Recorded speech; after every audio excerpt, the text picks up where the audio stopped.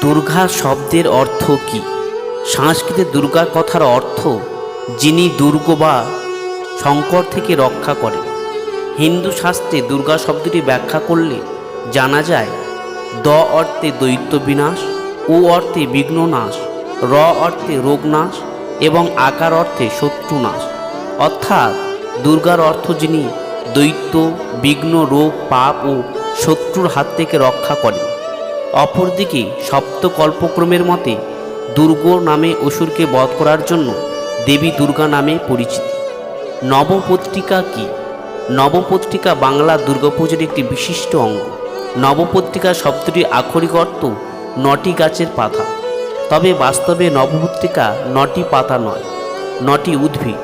এগুলি হল কদলি বা রম্ভা অর্থাৎ কলা, কচু হরিদ্রি অর্থাৎ হলুদ, জয়ন্তী বিল্ল অর্থাৎ বেল, দারিম্ব অর্থাৎ ডালিম, অশোক, মান ও ধান। কলা বউ কি? সনাতন দুর্গা প্রতিমার সঙ্গে থাকা গণেশের মূর্তি ডান পাশে লাল পাড় সাদা শাড়িতে একটি কলা গাছকে কলা বউ হিসাবে ডাকা হয়।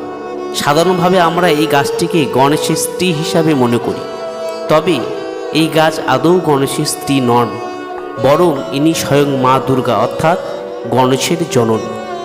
জয় মা দুর্গা।